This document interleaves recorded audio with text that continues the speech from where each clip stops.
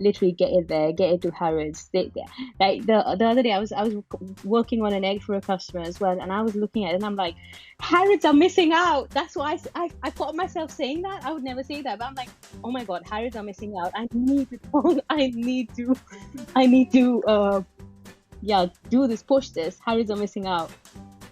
Today we're talking to Sheeba from Hatchfully Yours, and if you don't know who she is right now, go down below, look at the description and check out her incredible egg artistry. She is very exquisite in what she does and very specific. In today's episode, she discusses the fact that she went through many years and thousands of pounds worth of studying to become an animator with a view to work for Pixar and all the big organisations like that. And actually, due to a personal tragedy, she changed her complete career path forever in a split second. Absolutely fascinating conversation. Before we get into our episode, if you're watching today, thank you so much for watching. If you would like to give our channel a subscribe, we would love you forever. And in the comments below, I would love to know if you've ever gone through something similar to Sheeba in terms of studying for something or working towards something and actually at last minute changing your mind. I would love to know in the comments. Let's get to it. So, Sheeba, my love, thank you so very much for being with us today. Are you okay? I'm excited to be here. We're very excited to have you. We're very excited to have you. Now, every single episode, we start with the same question because it's quite exciting to see everyone's faces go, how do I answer that? How do I answer So that? the question, Sheeba, is what is it that you're trying to achieve right now? Smiles on people's faces when they get one of my pieces, my eggs. That's a really lovely answer. I wasn't expecting that one. Well, I don't know. I wasn't. I was expecting something about business growth and life and this and everything else. But actually, when you what you're trying to achieve is smiles on people's faces when they unwrap your egg or open it. Then we probably need to explain the egg part in a moment, by the way, because you're clearly not a chicken if anyone is watching. I think that's grassroots, simple. I just want to make people happy. Isn't that nice? That's it. So Sheeba, would you call you're a creative, right? Yes. Would you call yourself a creative or a business person or both? A creative business person. Okay. I love that as well. I love that. So can we just cover off the egg thing? Because if there are people listening or watching who don't know Sheeba, Sheeba does do something very, very cool. And as much as this is about your life and what got you to this point, I think this is absolutely worth a couple of seconds explaining what you do, which obviously you're going to explain because it's just so amazing. So can you just explain what you do, please? So I am a luxury wedding gift designer and an egg artist who hand carves real eggshells into very beautiful and intricate sculptures that make for unusual gifts for special occasions, for weddings, for occasions all year round, really. Yeah, absolutely. Emily, grab ours quickly because we do have one. And I don't know if I could trust myself to move it. It's worth getting. Hang fire. So, the bit I want to explore today, Sheeba, as Emily's getting our egg to show anyone who's watching this, is what got you here? Because we actually know some of your past. We know. There we go. It's a Circus designed, and we know kind of some of what you've done in your life. But I don't know why you now carve eggs and why you run your own business. So that's the bit I'm super, super keen to explore. There we go. It is gorgeous. We genuinely love it. It sits behind us. So can we go back to the very beginning? Did you always want to run your own business? I hadn't thought of it as a child, and it came to me quite late in life. But I was born to parents who had their own business, so we come from a family business. And watching them growing up, and the freedom that comes with it has always been a part of me and been with me, even if I worked and did jobs and stuff. So yeah, that was somewhere in my subconscious, even if I didn't think that that's what I wanted to do straight away. See, the more I have these conversations, the more I keep thinking about like when we're growing up, what is normal in our world. You know, Emily grew up and her parents were running their own business. You know, you've grown up and your parents were running your own business. So therefore, it just becomes a normal thing for you to explore and to do. I know we're not meant to use the word normal, but you know what I mean. It's just something that you can do. Familiar, yeah. So I find that fascinating. And then it's like it's not a big move for you to suddenly run your own business. Yeah, it's coming to the point that you just said, that's the normal that you grow up with and you're familiar with. Um, it is familiar, but then because it's familiar, you take it for granted, and Mm. that's where like my father was running his own business and mum as well, but uh, dad always wanted me to follow in his footsteps. And at the time, I was more passionate about, going my own way, learning animation, wanting to work for Pixar, DreamWorks, really wanting to learn the art form. And I studied, did double masters in animation, went for postgraduate diploma in animation from a school in California, did all of that. And it was not until quite later when a tragedy hit when my father passed away that it hit me Oh, suddenly sorry. that yeah, thanks.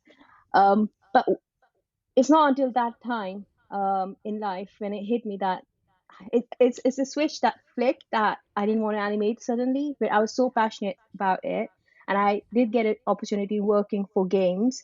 But as soon as that happened, there was a switch in me that flicked that I don't want to animate anymore, and it just went 360 degrees the opposite. And that's where I was like, yeah, I want my own business because that's what he wanted for me always, and that's somewhere that came in the forefront from my subconscious. But at that time, I didn't know what it would be. But yeah, I'd seen both sides of the table, basically working for someone and working on your own business. So Yeah. I by then I'd done it both. So I did want to go back to what he had and what my parents had. Something you just touched on there, Sheba, and I don't think you always give yourself credit for, because you've learnt your craft and you've gone 2 feet into learning your craft, but you're very 2 feet into your studies, whatever you're doing as well. So you've just kind of just casually dropped into conversation. I did think it My was double very. masters, I did a master's in but animation. that's incredible. I mean, if you're going to go and learn something, go and learn to the top of your craft, right? True, absolutely. I believe in whatever I do it wholeheartedly, 100%. Yeah, even if it's a job you don't want to do, but you're doing it, just do it. Give it your 100%. No, well, we know this. So we know one of your jobs, right? So which I'll let you say in a minute. But arguably, the retailer you worked for is top of the tree, right? Now I get they're local to you and things like this, but fundamentally, once again, you went, well, if I'm going to be in retail, I may as well go. Who did you work for? So I worked for Harrods. Yeah, in the past, I worked for Harrods when I started off in retail. And that was another opportunity I had that paved the way to where I am today. How so? So when I was animating and for games, I was working on with a company in Luton. When I was out of projects contracts, I fell into retail because I thought I'll give it a chance, and got into Harrods for the Christmas stamp job. And I worked behind chocolates, fresh chocolates in the chocolate room. Yes, best job in the world, working Best for job, isn't Harrods it? with I know. chocolate. Yeah. True.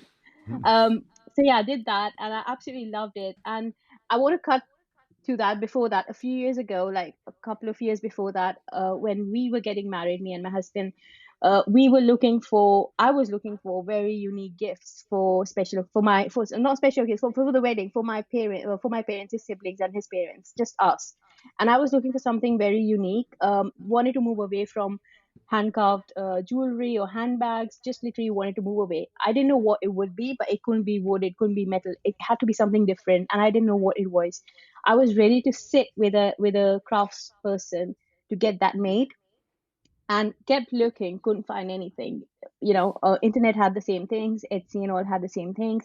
And finally, we had time came and we had to settle on hand engraved bracelets for everyone.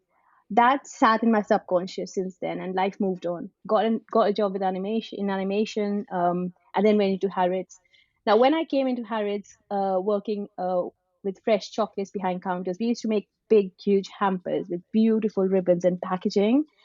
And that was where I thought, okay, this is what I want to do. I want to do something pretty with my own hands, but it has to be for the wedding industry because of the experience I had. But it has to be different where I couldn't find anything different. But it was not so that I was in the search of what it would be. It didn't happen like that. I just left it at that.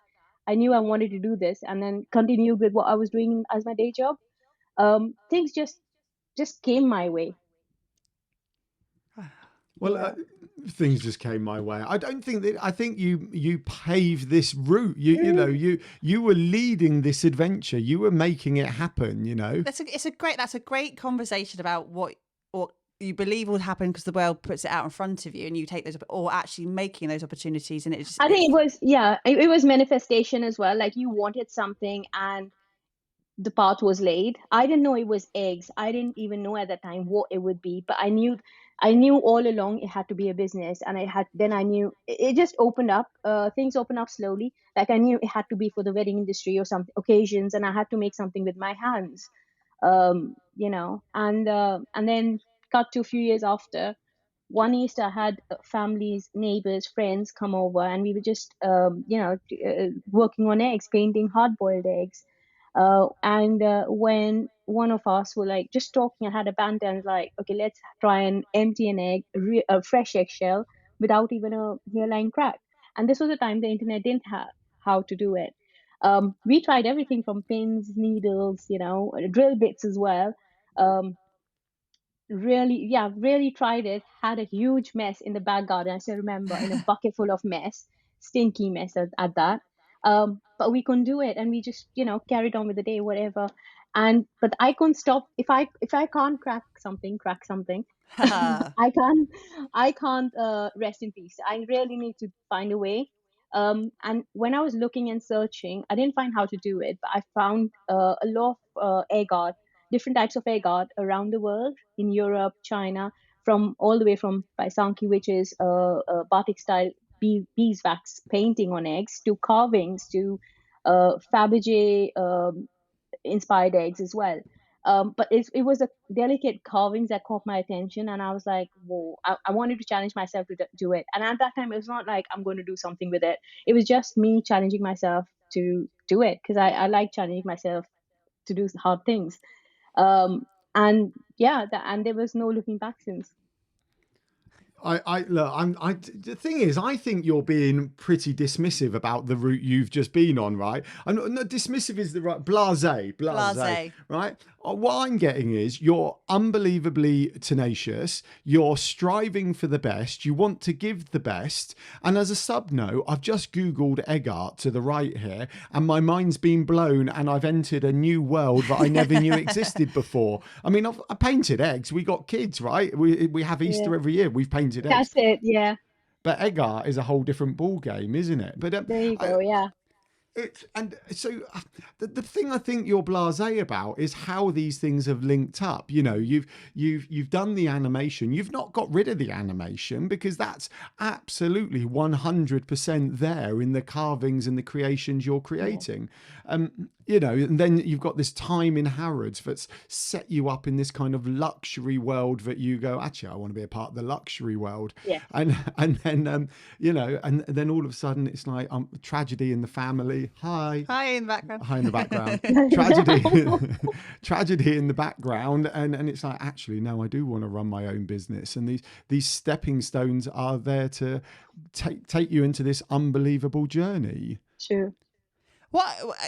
We need to kind of unpick a little bit more as well in terms of you going 2 feet in, because not only have you created something very unique, and there are obviously other people who do similar, not the same as what you do, but you've taken your craft to another level, and you've managed to get on some quite exciting opportunity in terms of PR and television as well. That surely, again, just demonstrates your tenacity and the fact that you are so willing to grow yourself and put yourself out there, because as a creative, I imagine, I'm not one, so I would. No, well, we're all creative. We've had this conversation before. Everyone is creative. But in terms of it, you put yourself out for quite a lot of scrutiny, don't you? Because ultimately, art is subjective. People may or may not like what you do, and you've got to be able to have that kind of tough outer skin to say, well, you like it, you don't like it, it's up to you. But you put yourself on television. Yeah, Te- I was on Kirstie's Handmade Christmas channel so that was a great opportunity to be on that show. Um, And don't get me, yeah. don't get, let me, it just happened. Or did you make it happen, Sheeba? No, I made happen. I applied to it. I applied for it, and then luckily I was selected. So that was amazing. ha- Yeah. How was that? Because how did that's, it make how did it work? How do you find that experience helped your business? It's given more eyes on my business for sure. It helps me with it just helps me wherever I go, like getting more business, but also just getting eyes on my work, whether it's exhibitions I've done after that, or I'm approaching shops and stuff I'm liaising with shops to have these eggshells in small independent stores and stuff. So that these are opportunities that do help. can we just cover off what actually happened? Because we know what happened, and because we've watched it. But Oh. actually, because you were in the height of a timed competition, weren't you? At the end of the Yeah, it episode. was. Yeah, it was a 4 hour competition, and I chose to work on an ostrich egg, um, and I took 2 ostrich eggs with me just in case. Uh, but just even before I started the competition, while we were placing all the eggs and everything, setting up our workstations, one of the eggs rolled and smashed, and that caused a bit of a drama, which is nice. I say nice because I had another one, but that was the only one I Jeopardy. had It's all about lost there. Yeah, exactly that. But Great and TV. I had one of the crew member say to me, "Oh, don't worry, if that breaks as well, I might have some random eggshell ostrich egg lying somewhere in the house." As you as one do, as does, you do. as one Oh, does. we've got 20 ostrich eggs in the cupboard. Well, you can have one of ours. Which is funny, yeah. So I can't really articulate enough how amazing you are and how these opportunities have not fallen at you. You have made this work for you, but you have put yourself out there when you are still, as you said just before we hit record on this, you're still learning your craft, aren't you? You're Yeah, changing and evolving. And yeah. how do you get yourself to that next level? So from starting with your business and starting with that initial set of carvings to where you are now, how do you get your inspiration? What learning do you undertake to get better with your job? So my inspiration comes from my work. And I don't say it lightly, but every eggshell I carve, I fall in love with it every time I lay eyes on it. And I fall head over heels in love with it. And every time I look at these, it's a burning desire in me to bring it out to the world on a bigger scale. So people need to see this. Uh, People need to see this because they're just gorgeous, They are. and I absolutely love them. So that's the driving force where I see them now, like I need to get them out. People need to see them, and that really drives me to push forward with that.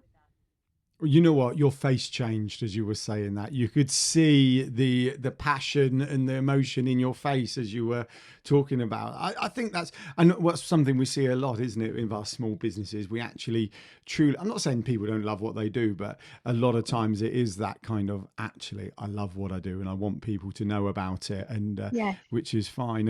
And the legacy and impact. I've been talking about this quite a lot with a couple of other people this week. Recently, it's like, actually, what do you want? And a few episodes of this, and these are coming out in different orders, but a few episodes have talked about global domination. And I was unpicking global domination with someone, and we actually felt legacy and impact was probably a better kind of definition than, because global domination's fine as a headline, but when you get down to the nitty gritty, it's perhaps not the right thing. Whereas legacy and impact, you want to share, you want to make a difference, and everything else is probably more. And you literally want the legacy and impact that can come from your creations. Absolutely, absolutely. And talking of legacy and impact, I would the dream is to one of the dreams in the part of my journey with the business is to get these two hotels like Claridge's, Ritz, and the Savoy. literally get it there, get it to Harrods. Like the other day, I was working on an egg for a customer as well, and I was looking at it, and I'm like, Harrods are missing out. That's why I caught myself saying that. I would never say that, but I'm like, oh my God, Harrods are Darling, that's missing the out. I headline. need to, I need to, yeah, do this, push this. Harrods are missing out. I'm just writing that down. As the table shakes as you're writing that, darling. But it's an interesting thing, and this is something we've explored a little bit as well. As these big organisations, they are missing out, and you know, we fly the flag for small businesses, and the ability to make those quick decisions, isn't it? And I think in terms of being able to change the direction of where you're going, Yes. to think about new lines, to think about what you want to do next, and actually the challenge is not necessarily your work being good enough for the likes of Harrods and Claridge's and insert all the big names of shops. It's just getting in front of the right people and speaking to the right people and That's having it. those conversations at the right time with the right people, isn't it? Exactly that. Exactly that. You hit the head on the nail on with that one. Yeah. Nail on the head. So another thing I want to explore with you is that if you weren't doing eggshells, and actually another little one, do you even like eating eggs? Do you eat eggs at home? I do. I love them. Oh, good. Okay. It's not a busman's holiday for you. You know, it's like if you have omelette for dinner, you're like, I do not want to see another egg today. Yeah, no, I don't do that. That's not happened. You know why? Because now I'm working smart with most of my eggshells and I get it from breeders, independent breeders. I request them to empty the egg out for me because otherwise I'd have a huge mess again, and I don't have time to cook or bake, or I'm not a good baker. So they very kindly empty the eggshells out for me, and I just work on the eggs, and they can work with the yolk and the inside. Who- So I was just imagining that Sheeba might have omelettes every single day, 3 times a day for breakfast, lunch, I and know. dinner. It's like imagine Yeah, the they're all- protein. Can you imagine? Yeah. So going back to what I was trying to get out then. So if you weren't doing eggshells, do you still think you'd be working in that kind of luxe industry to help make people smile? I would. It would be something. I don't know what it would be, but definitely yes. Because working in Harrods has changed the whole perspective with learning about luxury customer service, working in the luxury market. Yeah. Did you? I think you said you got a temp job at Harrods. Is that what you said? And then you stayed there. A Christmas Christmas job. No, a it was a Christmas. Christmas temp, and then I started with a Christmas temp job in the pantry for a few weeks, and I was headhunted to the chocolate room then. And then I worked on chocolate room. Then I decided I liked working with people.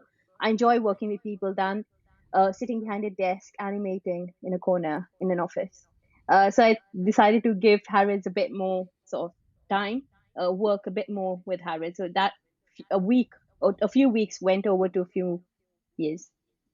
Yeah. Can I just once again, I think you're being blasé about some key parts here, Sheeba. You just said I was headhunted for the Harrods chocolate department, right? We have a friend, I won't mention his name because he's quite private, and his CV has 3 companies on it, okay? And the companies he has on his CV are McLaren, followed by Ferrari, followed by Apple. Wow. That's it. That's his entire working career. Brilliant. He's who we talk about, right? When we talk about people having cool jobs and everything else, he's who we talk about. Until you just said, I got headhunted by the Harrods chocolate department. That's now my headline story whenever I'm sharing this. What do you think it is about you so that got you into that next role within Harrods? You know, to be headhunted to get into that next team. What is in your personality or in your makeup for how you work? What is it that people see in you? I think I'm very tenacious, like you said. I give 100% to everything I do, regardless of what it is and whether it is something I want to do or like to do. But if I'm doing it, I'll give it 100%. Yeah, I think that would be it. Is there a reason you give 100%? You know, is it just kind of one of those things, or does that hark back to something beforehand? I think it's the way you've been brought up as well. Like I've seen mom and dad and the way they work, and I think that's what consciously has been instilled in me. But I just yeah, it is. when I'm working on something or doing something, I'll be like, okay, whether you like it or not, you're here now. Just give it your 100%. If you're doing it, do it properly. Do it in the Absolutely. best way possible. And then, you know, because if there's no point of doing something half-heartedly and then not doing it properly, and then, what's the point? Yeah, I totally agree. I was running this morning, and I find myself. I used to work for Best Buy when Best Buy from the States came over to the UK. I was part of the team working for Yeah, them, and they had some really cool values. The only value I can remember is have fun whilst being the best, right? yeah, and 100%. and that really sits with me like almost every day, to the extent that I want to use that as my values, but it's kind of Best Buys. Of course I can use it, but you know what I mean. I'm not going to put it out there. And I think that's what I get from you. You're talking about, I'm going to have a lot of fun. I'm absolutely, I'm in chocolate, I'm making eggs, and there is fun, but actually not at the compromise of being the best at when I do it. That's also a very brave move, because like you were, you went 2 feet into your education with the animation there, and then to then be brave enough to say, nope, I don't not for want to do it. me. That's I know, that hard, right? it was Or was very it? hard. And then, Yeah. sorry, go on. I was like, or was it hard, or was it an easy decision? It is very hard. It took me quite a few years to admit to after my father passed away, to admit to myself that I really didn't want to do animation, because I know there was a lot of money gone into it and a lot of Mm-hmm. hard work gone into it, years gone into it, and he was my biggest mom and dad were my biggest supporters, and he wanted me to really achieve my dreams. And it took me quite a few years after he passed away to admit to myself that I don't want to do it, because I was ashamed. I was like, all that hard work and money down the drain. That's what I was thinking at that time, and I was dragging on along to do like with the job, animation job. Did it still give my best, but it was still my heart was not in there, and it was a point where I was like, yeah, no, I'm not feeling this, and I just like, okay, I'm not gonna drag it any further. Hold on. Let's just cover this off. So there's a break in the podcast. We are going to carry this on, okay? Because it's fascinating listening to Sheeba, and she, So yeah, let's carry it on. I'm curious to know, what was your family business? So my father was a mechanical engineer. He This was back in India, and he made uh, railway parts for the Indian Railways. Wow. So it was big end walls and bogie bolsters and a lot of parts for the Indian Railways and tractors. And tractors. Very cool. And I just think it's again, I come from a family business background as well, and those things that you do get instilled in you, and also you see the highs and the lows of it. Do you see, as a business owner yourself now, because you are a business owner, as we said, a creative business owner there, what do you recognise from your childhood and watching your parents that you kind of see happening in real time now, that you can kind of almost empathise with the challenges that they might have had? It's hard work. I've worked in Harrods, and I'll just say I do have a part-time job with Dyson at the minute as well while I'm doing my business. So I work on weekends with them. I've seen both sides of the table, and the challenges that come with working for yourself is it's non-stop, it's 24/7, whereas you switch off after a good shift, like 8-hour shift, when you're working with Dyson or Harrods or wherever.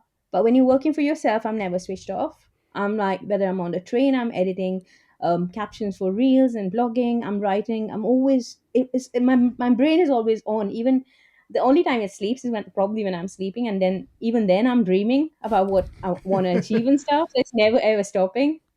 And that right there is a prime example of someone who's got a vocation. Yeah. That's a full-on vocation. That's not just a job you have. That's your God-given talent and what you should be doing in the world. And that's kind of exciting, right? It is very exciting. Ooh, I love it. I love it. So I love Sheeba, when sorry, go no, on. no, please carry on. I love it when people see my work for the first time. Just total strangers see my work for the first time, and they go like, "Wait, what? What is this?" And they're like so surprised that it's an eggshell, and they can't believe themselves. The look on their faces is just makes it so much more better for me. Well, that takes us back to the absolute beginning when we asked what you were trying to achieve. You said you wanted to make people smile. So, Exactly that. you know, it absolutely bookends the chat. And on that bad boy. And as we bookend it, we're going to finish with our final question. Again, the same question that we ask all of our guests here. So, Sheeba, I mean, you're quite a young spring chicken as it is anyway, but if you could go back to your younger self at any point in time and put an arm around yourself and give yourself one bit of advice about the future, what would that be? No matter what happens, you're going to be all right. That's a common thread with a lot of people. It's so true, trusting in the process, trusting the process, and know that you're going to be okay the other side of it. Yeah. Right. Thank you so much for joining us. Sheeba, I know you were quite nervous about coming on this recording today. You had no reason to be. You are absolutely fascinating. We've absolutely loved hearing your story. So thank you very much. Well, it is a fascinating story, isn't it? It's like going all in, tenacity. There's so many elements to kind of take away from it. Yeah. And then the creative side as well. And FYI, Claridge's, Harrods, if you're listening, you know what to do. You're missing out. You are. They're going to be sliding into your DMs soon, Sheeba, no doubt. And with that, we're going to slide into our exit. Thank you, everyone, for slide into our exit. Thank you, everyone, for listening, and we will see you again next time on the Digital Circus Live. Thank you. Bye, Sheeba. Bye.